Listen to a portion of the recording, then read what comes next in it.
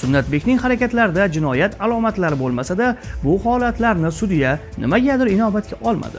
Yozib qo'ygan. Qaror ustimi, qonun ustimi degan savol beryapman men sizga. Bo'ldi, nima to'sqinlik qilyapsizlar unda? Lekin Vaholanki Sunnatbekning harakatlarida hech qanday 165-modda alomatlari yo'q. Men savolimga javob bering. 500 dollar ulush olgansiz, bergansiz. Maqsad aptekani yaxshiroq ko'rsatish, reklamasini. Shunday ekan savollar yanada ko'payaveradi. Aslida kim kimga taklif bergan, kim manfaatdor bo'lgan va eng asosiysi nega aynan kameraga sudda ruxsat berilmadi? Faqat yozib olishingiz mumkin. Qog'ozda Aholining ishonchi o'ldi. Balki Sunnatbekning o'rnida boshqa kattaroq amaldorning farzandi bo'lganida ish sudgacha bormay yopilib ketgan bo'lar edi nazarimizda. Bundan bir qancha vaqt oldin Farg'ona viloyatida yashovchi bloger Qamchiyev Sunnatbek dorixonalarida surishtiruv o'tkazib, qonunbuzarliklarni aniqlash va holatlarni ijtimoiy tarmoqlarda yoritish bilan shug'ullanish orqali muddati o'tgan yaroqsiz hamda retseptsiz sotilishi mumkin bo'lmagan dori vositalari savdosini fosh qilib kelgani hamda aynan shu blogerga nisbatan asossiz qo'zg'atilgan jinoyat ishi yuzasidan ish sudga oshgani haqida xabar bergan edik. Eslatib o'tamiz, Sunnatbekka nisbatan Jinoyat kodeksining 165-moddasi tolimachilik bilan jinoyat ishi qo'zg'atilgan edi. Ushbu ish bo'yicha tergovni mayor Ikromov olib borgan.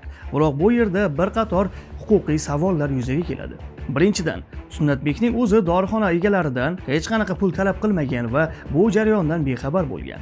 Shunday ekan, unga nisbatan Jinoyat kodeksining tolimachilik moddasi qo'llanishi qanchalik asosli?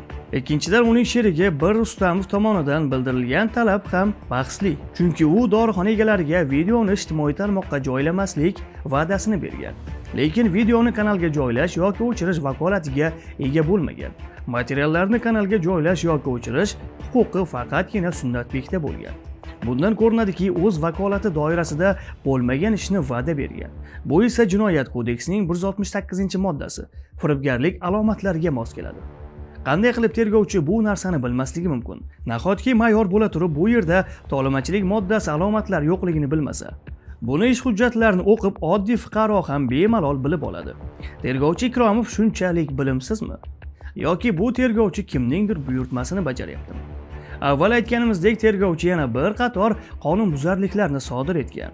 Sunnatbek va uning sherigi Bir Rustamov ustidan ariza bermagan shaxslarni ham tergovga o'zboshimchalik bilan jalb qilib, ulardan ham blogerlarga nisbatan qarshi ko'rsatmalar olgan. Vaholanki sud jarayonida ham jabrlanuvchi deb keltirilgan dorixona egalari o'z so'zlari bilan bizni tergovchining o'zi jalb qildi deb aytdi.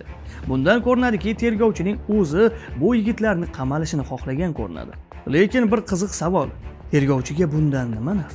Yoki kimlarningdir bosim ostida bu ishlarni qildimi? Albatta bu bizning shaxsiy fikrimiz. Tergovchining bu xatti-harakatlari mutlaqo qonunga zid. Jinoyat protsessual kodeksining 22-moddasida tergovchining xatti-harakatlari belgilab qo'yilgan. Haqiqatni aniqlash, ya'ni surishtiruvchi, tergovchi, prokuror va sud jinoyat yuz berganligini, uning sodir etilishi hamda aybdorligini, shuningdek, u bilan bog'liq barcha holatlarni aniqlash shart. Ish bo'yicha haqiqatni aniqlash uchun faqat ushbu kodeksda nazarda tutilgan tartibda topilgan, tekshirilgan va baholangan ma'lumotlardan foydalanish mumkin. Gumon qilinuvchidan, ayblanuvchidan, sudlanuvchidan, jabrlanuvchidan, guvohdan va ishda ishtirok etuvchi boshqa shaxslardan zo'rlash, qo'rqitish, huquqlarni cheklash va qonunga xilof bo'lgan o'zgacha choralar bilan ko'rsatuvlar olishga harakat qilish man etiladi. Ishda yuzaga keladigan har qanday masalani hal qilishda ayblanuvchini yoki sudlanuvchini ham fosh qiladigan, ham oqlaydigan, shuningdek, uning javobgarligini ham yaxshilaydigan, ham og'irlashtiradigan holatlar aniqlanishi va hisobga olinishi lozim deb keltirilgan. Lekin bu yerda tergovchi tomonidan jinoyat ishi bir taraflama olib borilgan. Jinoyatga sabab bo'lgan barcha omillar o'rganilmagan. Yuqoridagi moddada sudlanuvchini ham oqlaydigan, ham fosh qiladigan, ham yengillashtiradigan holatlar hisobga olinishi kerakligi keltirilgan. Amalda esa tergovchi faqatgina bir holatni ushlab olib, asossiz bo'lgan tolimachilik moddasini qo'llab, jinoyat ishi qo'zg'atgan. Vaholanki Sunnatbekning harakatlarida hech qanday 165-modda alomatlari yo'q. Buni uning sherigi Bir Rustamov ham tasdiqladi. Bir Rustamov sudda pul talab qilgani haqida Sunnatbekning xabari bo'lmaganini, pulni o'zi sharoiti tufayli olganini, dorixona egalaridan pul talab qilgan vaqtida Sunnatbek voqea joyida bo'lmaganini va bu holatdan bexabar ekanini aytib, o'z aybiga iqror bo'ldi. Joriy yilning 10-aprel kuni jinoyat ishlari bo'yicha Qo'rg'ontepa tuman sudida E. Rahmonov raisligida shu ishga oid jinoyat ishi ko'rib chiqildi. Sudda Sunnatbekning ushbu jinoyatni sodir etganligini isbotlovchi birorta asosli dalil taqdim etilmadi. Hattoki jabrlanuvchilar Sunnatbekka nisbatan hech qanday da'vosi yo'qligini aytishdi. Sudya E. Rahmonov bularni inobatga olmadi. Qamchiyev Sunnatbekka O'zbekiston Respublikasi Jinoyat kodeksining 165-moddasi A va bandlarida nazarda tutilgan jinoyatlarni sodir etganlikda aybli deb topib, 6 yil muddatga ozodlikdan mahrum qilish jazosi tayinlandi. Jazoni qattiq tartibli koloniyalarda o'talishi belgilandi. Zero uning harakatlarida bu jinoyat alomatlari bo'lmasa-da. Raislik qiluvchi E. Rahmonov sudda o'z harakatlari va o'zini tutishi bilan go'yoki majburlikdan kimningdir buyurtmasini bajargandek tuyuldi. Sababi esa sud jarayoniga ommaviy axborot vositalarini kirish imkoniyati cheklandi va suddagi adolatsizliklar oshkor bo'lishidan qo'rqdi. Sunnatbekning harakatlarida jinoyat alomatlari bo'lmasa-da, bu holatlarni sudya nimagadir inobatga olmadi. Bu yerda Sunnatbek aybsiz ekanini sudni kuzatib turgan har bir shaxs sudya bo'lmasa-da anglab oladi. Bu holatlarga ko'z yumib, ish hujjatlari bilan tanishmasdan turib faqat tergovchining ayblovi bilan hukm o'qishga sudyaga kim huquq berdi?